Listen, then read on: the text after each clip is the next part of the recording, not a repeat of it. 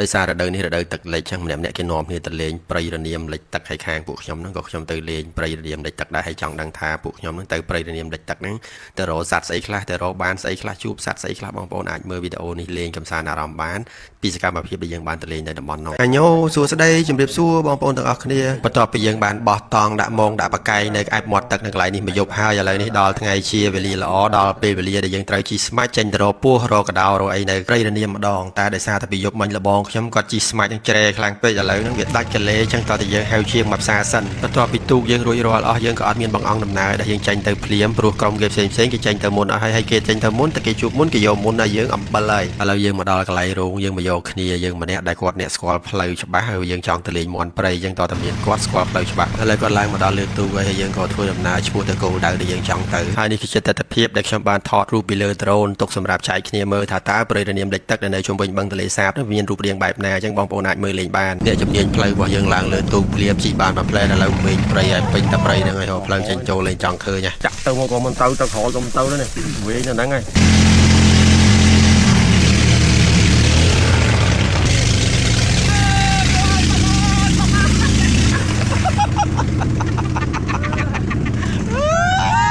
យើងចេញពីព្រៃអានាមដែលវែងមិននឹងមកហើយឥឡូវយើងថាឈប់ទៅរកមន់ហើយយើងទៅរកមើលពស់រកមើលកដោម្ដងឥឡូវជួបកូនកដោមួយខ្ញុំសាកទឹកដៃមិនតិចសិនបានមួយធំជិត2គីឡូជួបពស់ខៀវមួយវាខ្ជូតពេកយើងថតលេងយកកាមេរ៉ាទៅដល់ក្បែរវាខំកាមេរ៉ាយើងភ្ញាក់ព្រឹត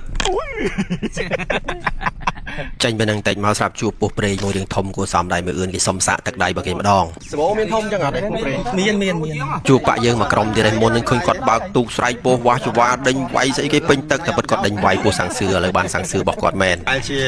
1គីឡូជាងហើយបាក់យើងគ្រាន់តែទៅលេងដើម្បីកំសាន្តអារម្មណ៍ទេមិនមែនទៅលេងដើម្បីយកពស់យកកដោយកមកលក់ដូរអីទេយើងបែកចេញពីនឹងតិចមកជិះជួបជាមួយអ្នកគេដាក់ម៉ងគេប្រាប់យើងថានៅនេះវាមានវែកមួយហើយយើងទៅមើលទៅឃើញមានវែករបស់គេមែនចឹងទៅហ្មងតោះអត់ជួបនេះមិនដងហ្នឹងចូលវែកដបោកមួយហ្នឹងវាកបត់កតុយហើយចាស់ប្រាប់ថាបើវាកបត់កតុយចឹងប្រហែលជាវាធ្លាប់ខំមនុស្សហើយខ្ញុំនិយាយតាមគេណាខ្ញុំមិនដឹងថាការពិតមិនទេដល់កន្លែងនេះដូចរៀងសបោឥឡូវជួបអាមួយហ្នឹងរត់តែធំជាងមុនទៀតរវល់តែផ្អៀងផ្អងមើលអាក្រោមព្រោះអាក្រោមវាធំបាក់យើងភ្លេចមើលលើថាទូកទៅដល់ក្បែរហ្នឹងស្រាប់មើលចោះមើលឡើងនៅគៀកខ្លួនមែនតើឯស្កាយចាស់មួយនឹងគៀកខ្លួននឹងអស់ព្រលឹងលីងលបងភ័ក្រខ្ញុំគាត់ថាគេសាកទឹកដៃគ្រប់គ្នាហើយនៅតែអញមិនសុំសាកទឹកដៃអាធំនឹងមួយមើលគាត់ដាក់ផាច់ត្រូវរបស់គាត់មែនទឹកដៃគាត់នៅតែច្បាស់ដូចដើមកាលនៅក្មេងៗចឹងហើយពួកខ្ញុំអត់ហ៊ានយកវាឡើងលើទូកទាំងនៅមានក្បាលលេចឹងតតែកាត់ក្បាលវាចេញសិនមិនយើងហ៊ានយកវាឡើងលើទូកអាមួយនេះរៀងធំមកបាក់យើង1គីឡូជាងហើយមកទៅឲ្យខ្លួនវាឡើងលឿងយើងបាន2 3ហើយបាក់យើងហើយរវល់តែជក់ពេកគ្មានតបានបាច់បានតែគេទេមើលម៉ោង2ជាងបាត់ហើយចេះបងម៉ៅគាត់នឹកឃើញយកត្រីអាំងឡើងមកលើទូកឥឡូវយើងបានត្រីអាំងនឹងបដោះគោយបដោសិនហើយបាក់យើងហើយមកដើមនេះយើងជួប2បាក់យើងនេះនៅក្នុងដើមតែមួយនឹងមកតែមួយនឹងយើងអត់មានបានថតបានអីទេវាងាយអូទៅហក់ចូលក្នុងទូកចឹងម្នាក់ភ័យហើយក៏អត់បានដែរយើងបានចំបាក់ឆ្អឹងខ្នងឥឡូវវាជាមួយទឹកទៅបាត់នៅដើមក្បែរគ្នានឹងមានមួយទៀតឥឡូវយើងបានមួយទៀតហើយនេះឥឡូវយើងបានកដោដូចជា4 5ហើយពស់វែងដូចជា3 4ហើយអាពស់ប្រេងពស់សាំងសឿពស់ខាងសោម៉ោងកាន់តែច្រើនតែបាយអត់ទាន់បានហូបហើយមើលទៅមេឃអត់ស្រួលសោះហើយសត្វដែលយើងរកបានក៏ច្រើនគួរសមដែរយើងសម្រាប់ចាត់ថាឥឡូវត្រូវត្រឡប់ទៅវិញសិនហើយបងទៅកងទូកគាត់ឮសូរថាបានត្រឡប់ទៅវិញគាត់ចាក់យកយើងលឿនរបស់គាត់ដែរព្រោះទឹកមកវាឡើងជីថាឯងហ្នឹងមានអីត្រូវខ្វល់ហើយនេះគឺជាលទ្ធផលដែលយើងលេងបាននៅថ្ងៃហ្នឹងហើយយើងបានឲ្យតអ្នកនាំផ្លូវរបស់យើងពីបេក្បាលរួចហើយយើងយកទៅវិញទៅវែកទេអ្វីដែលយើងបារម្ភថាភ្លៀងឥឡូវវាពិតជាភ្លៀងមែនប៉ាយើងហើយពពកឡើងខ្មៅខ្យល់កាន់តែខ្លាំងភ្លៀងកាន់តែខ្លាំងយើងជីកមកឥឡូវទឹកសាច់សើមខ្លួនសើមឲ្យបានសើមអីតិចទីអត់មេឃនេះពិតជាសាំមែនគ្រាន់តែយើងមកដល់កន្លែងគោកភ្លៀងឥឡូវមេឃក៏វារាំងដែរតែយើងសើមឲ្យបានអស់បាត់ហើ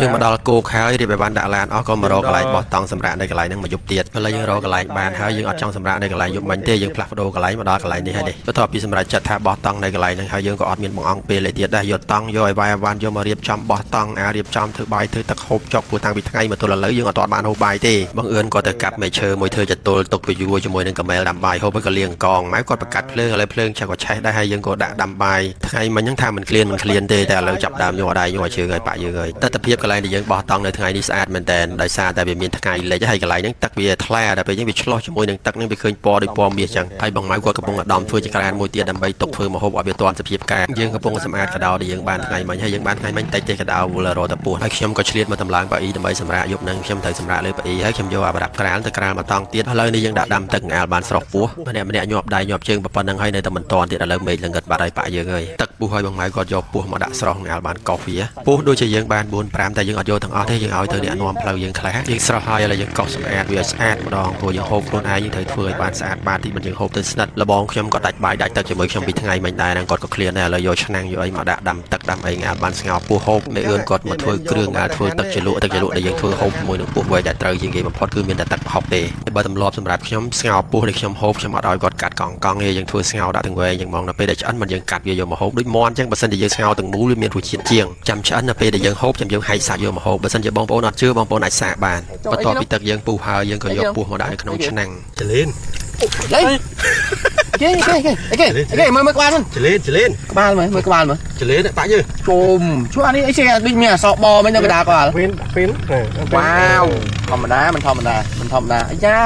យើងស្ងោរតែពីរទេបាក់យើងហើយដោយសារគ្នាយើងមានតែ4 5នាក់យើងហូបប៉ុណ្ណឹងគ្រប់ហើយប៉ុន្តែយើងប្រមូលខ្លាញ់តែវាបានដាក់ចូលក្នុងឆ្នាំងទាំងអស់ឥឡូវមួយឆ្នាំងពេញបើបាក់យើងហើយមើលទៅសិតតែខ្លាញ់នឹងងើមតំណងមកបងម៉ៅថែមទឹកថៃទីទៀតសិនដើម្បីឲ្យវាចាប់ជាតិកាន់តែខ្លាំងម្ហូបយើងអត់ទាន់ឆ្អិនទេប៉ុន្តែចក្រានយើងចិត្តឆ្អិនមុនតែយើងអត់យកទឹកទៅស្រោចជើងចក្រានទេឆេះក្លាប់អស់លេងបានហូបចាយសំអឿនក៏កំពុងសរេសរងរសជាតិទឹកជ្រលក់ទឹកប្រហុករបស់គាត់លើដួសទឹកស្ងោរពោះយកមកលាយជាមួយទឹកប្រហុកឲ្យវាកាន់តែជាតិបងម៉ៅក៏ដួសមួយយកមកសាកឲ្យតំណងជាឆ្អិនណាឥឡូវយើងសាកសិនចង់ដឹងថាវាផុយឯបានប៉ុណ្ណាហើយម្ហូបយើងឆ្អិនហើយកាត់ចែកគ្នាម្នាក់មកកង់ហៀខ្លាញ់ចាញ់មកជក់មកជាតិណាស់បាក់យើងអើយអាខ្លាញ់ពោះនេះអត់ចេះតែលាន់ទេបាប់មកចុងភៅសាសិនបើមិនចឹងគេមិនជឿថាយើងជាចុងភៅអូខេអូជុះឲ្យមកម៉ាក់ងាញ់ខ្លាញ់ចូលមកអូចុងភៅ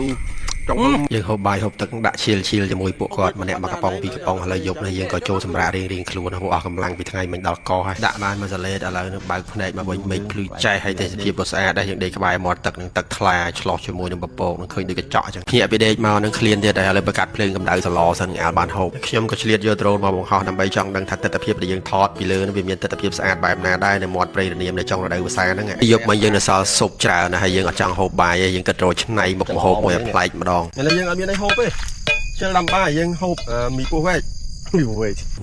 បងប្អូនដល់ហើយឆ្អិនហើយតោះយើងសល់អីយើងហូបហ្នឹងមីពោះវែកនេះគឺជាលើកទី1នៅក្នុងជីវិតខ្ញុំឲ្យមុខមនុយមកហូបមកមុខនេះជាតិទេមីពោះវែកខ្លាញ់ណាស់គេខាញ់អីភីសាហើយក៏អីយើងនៅចិត្តបាត់យើងមកព្រៃបានមីពោះវែកពិសេសហ្មងអានេះមិនមែនយើងចង់ធ្វើអញ្ចឹងទេដោយសារយើងអត់មានបន្ទាប់ពីអាហារពេលព្រឹកហើយឥឡូវនឹកឃើញកាហ្វេម្ដងបងម៉ៅក៏គាត់យកកាហ្វេមកកិនយើងមកព្រៃយើងហូបអៃឡាតេអញ្ចឹងទៅណា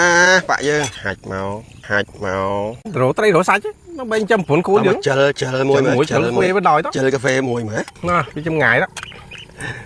កាហ្វេព្រៃអានាមជាតិណាយាយអើយក្រោយពេលយើងហូបកាហ្វេរួចរាល់ហើយអស់យើងក៏រៀបបាយបានរបស់យើងដាក់ឡានដើម្បីរៀបចំត្រឡប់ចេញមកផ្ទះវិញព្រោះដំណើរកម្សាន្តរបស់យើងត្រូវបានបញ្ចប់ត្រឹមប៉ុណ្្នឹងហើយក៏សូមអរគុណដល់បងប្អូនទាំងអស់គ្នាដែលបានចំណាយពេលវេលាមើលវីដេអូមួយនេះហើយយើងនឹងជួបគ្នានៅវីដេអូក្រោយទៀតហើយសូមបងប្អូនទាំងអស់គ្នាជួយ follow page ម្នាក់មួយផងដើម្បីបងប្អូនទទួលបានវីដេអូផ្សេងៗទៀតពីដំណើរកម្សាន្តដែលយើងទៅផ្សងព្រេងនៅតាមព្រៃភ្នំឬក៏តាមមាត់ទន្លេតាមបឹងបួរហ្នឹងអរគុណហើយក៏សូមជម្រាបលាប៉ាយើងទាំងអស់គ្នា